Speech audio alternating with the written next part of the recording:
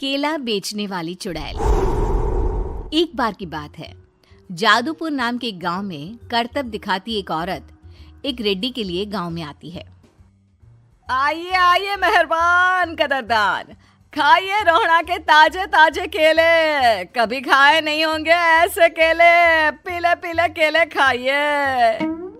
ये कहकर रोहड़ा हाथों में 4 केले लिए उन्हें सर्कल में जोर जोर से हवा में उछालती हुई करतब दिखाती है, जिसे देखकर आसपास के सारे बच्चे अपने अपने मम्मी पापा से उस औरत के पास जाने की जिद करने लग जाते हैं। पापा, ऐसा तो सर्कस में बॉल से होता है ना, ये आंटी तो केले से कर रही है। चलिए ना पापा, देखते हैं। रोहड़ा एक पतली सी तार पर चलती हुई केलों से करतब दिखाती है। आते जाते सभी लोग बाहर रुककर उसके करतब देखते हैं और वाह वाही करते नहीं थकते। जैसे ही एक आदमी पास आकर उसे पैसे देने लग जाता है, तब वो कहती है, अरे नहीं नहीं साहब, मैं करतब तो बच्चों के मन को बहलाने के लिए करती हूँ। धंधा तो मेरा केले का है। पीछे देखो मेरी रिड्डी, जो भी मेरे केले खाएगा मेरी तरह चुस्त दुरुस्त और तंदुरुस्त हो जाएगा। पता चलता है क्या कि मेरी उम्र 55 की है। अरे पर ऐसे ठंड के मौसम में कोई केला क्यों खाएगा? ये ऐसे वैसे केले नहीं है साहब, ये शरीर में गर्मी देते हैं। ठंड को दूर भगाए जो भी रोहिणा के केले खाए। पापा, अगर मुझे केले नहीं मिले तो मैं घर नहीं जाऊंगी। तभी उसके पापा कहते हैं कि बेटा, केले ठंड में कभी गर्मी नहीं देते। ये सब कहने की बातें हैं, सामान बेचने का तरीका है इनका। पर पिंकी नहीं मानती। मैं केले खाऊंगी। पिंकी की जिद के आगे नत्थू हार जाता है और उसे केले खरीद कर दे देता है। पिंकी खुश होकर केले घर ले आकर खाती है। अब मैं भी करतब करूंगी, कितना मजा आएगा। जादुई केले। पिंकी पहला केला खत्म भी नहीं करती कि वो बेहोश हो जाती है। दूसरे केले से एक काला धुआं आता है और रोहड़ा चुड़ैल बनकर बाहर निकल आती है। मेरे भूतिया केले बच्चे न खाए, ऐसा हो ही नहीं सकता। जादूपुर वालों, कब तक बचोगे? आ गई हूं मैं रोहड़ा, जिसका कोई नहीं कर सकता सामना। रोहड़ा पिंकी को गोद में उठाकर काले धुएं में कहीं गायब हो जाती है। शाम के वक्त नत्थू घर लौटता है और पिंकी को घर में ना पाकर उसकी माँ से कहता है, माँ पिंकी कहाँ है? अरे बेटा, उसे तो तू सुबह करतब दिखाने ले गया था ना, फिर कहाँ वापस आए तुम दोनों? मुझे लगा तू उसे अपने साथ मंडी ले गया होगा। हे भगवान, मेरी बच्ची कहाँ गई? मैं उसे घर ही तो छोड़कर गया था माँ। नत्थू गांव के घर कोने में अपनी बेटी को ढूंढता है, पर उसे वो कहीं नहीं मिलती। परेशान होकर आखिर रो रो कर नत्थू हिम्मत हार कर घर लौट आता है।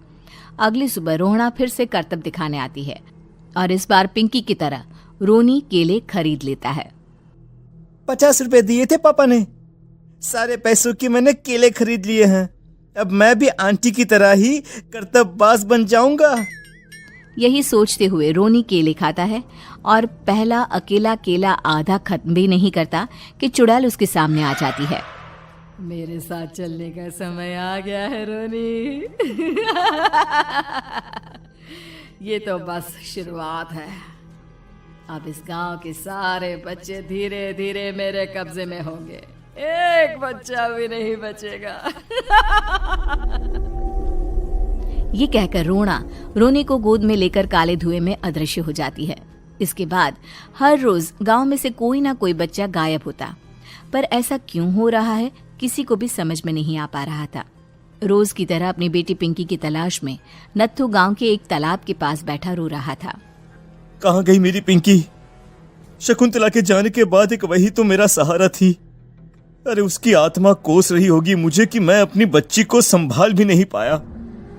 नत्थू ये कहता हुआ रो ही रहा था कि तभी तालाब में से उसे शकुंतला की आवाज सुनाई देती है। कहाँ थी तुम शकुंतला? हमारी बच्ची और सारे गायब हुए बच्चे रोहड़ा के कब्जे में हैं। वो बच्चों को जो केले देती है उससे बच्चे बेहोश हो जाते हैं और उसके कब्जे में आ जाते हैं और वो उन्हें ले जाकर काली दुनिया में ले जाती है। पर वो ऐसा क्यों कर रही है? ये मैं नहीं जानती, पर उस दुनिया का रास्ता मैं आपको बता सकती हूँ। जहां ये नदी खत्म होती है वहां एक केले का पेड़ है, उसके नीचे एक दरवाजा है, वहीं से रास्ता जाता है उस दुनिया का। ये कहकर शकुंतला की आत्मा गायब हो जाती है। गांव के सभी लोग झुंड बनाकर उसी रास्ते से काली दुनिया में चले जाते हैं और वहां देखते हैं कि सारे बच्चे वहां काम कर रहे थे। पापा मुझे ले चलो यहाँ से। पापा पापा। सभी बच्चे अपने मम्मी पापा से लिपट जाते हैं। तो तुम लोग यहाँ तक आ गए? क्यों हमारे बच्चों को पकड़ लिया तूने? तुझे शिकार ही बनाना है तो ले, हम सब आ गए हैं, हमें खा ले। नहीं, मुझे बच्चे चाहिए। मेरे बच्चे के बदले तुम लोगों के बच्चे। क्या मतलब? मैं इसी गांव में रहने वाली एक औरत थी। केले की चोरी के इल्जाम में मेरे बेटे को गांव वालों ने इतना मारा कि वो मर गया। उसी दिन मैंने ठान लिया कि गांव वालों का भी वही हाल करूंगी। कुछ दिन बाद बेटे के चले जाने के दुख में मैं भी मर गई और मेरी भटकती आत्मा एक चुड़ैल बन गई। और फिर मैंने बदला लिया तुम सबके बच्चे छीनकर। बर्दाश्त नहीं कर पाए ना? सोचो मुझ पर क्या बीती होगी। हमें माफ कर दो रोना।